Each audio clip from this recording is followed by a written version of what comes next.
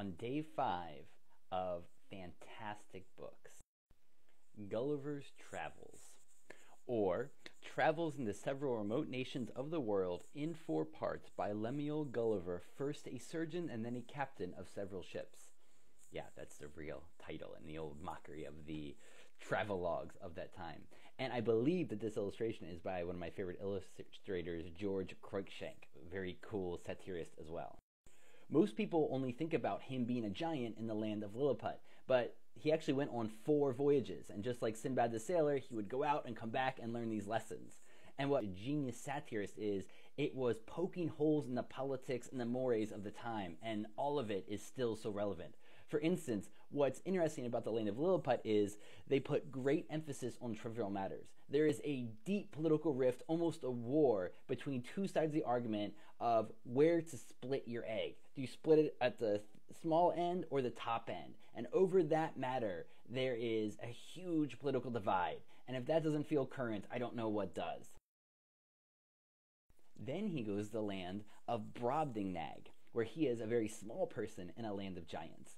And with the king there, he discusses about the use of cannons and warfare in the Europe of his time and horrifies the king. The other scene that's really famous is he is around a bunch of women. They're changing, and he sees their naked breasts. They change in front of him because he's so small. They don't think of him as a person. And it's a famous passage of him talking about how gross it is to see a female breast like that with hairs coming out of it like tree trunks. And people derided him for this, and it's misogyny. But later feminists argued, no, I mean, Gulliver is not a person to emulate. Yes, he's a misogynist in this book. He's also a misanthrope. He is not someone that you want to be like, and this is what Swift is trying to do. On his 3rd voyage, he is marooned on a desert island, and he gets picked up by the flying island of Laputa. What's interesting about this island is they developed all of their sciences and art, music, mathematics at this really high level, but they can't figure out what to do with it. They just waste it. It's a satire of the Royal Society of the time, and is this science really that useful? Which is still the question today. So many discoveries that we kill mice for. Do they really need to be done? Do we need to be giving LSD to mice to learn something? We should be giving it to college students. The other thing I've never forgotten, maybe the thing that stuck in my mind the most from this book, is on one of the islands he encountered people called the Struldebrugs, and they are people who are immortal. If you're born with a little dot in the middle of your forehead, you will never die.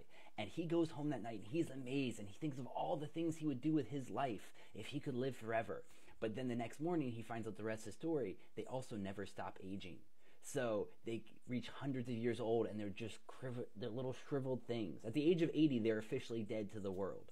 And so it's a great lesson in how life works. The entire book is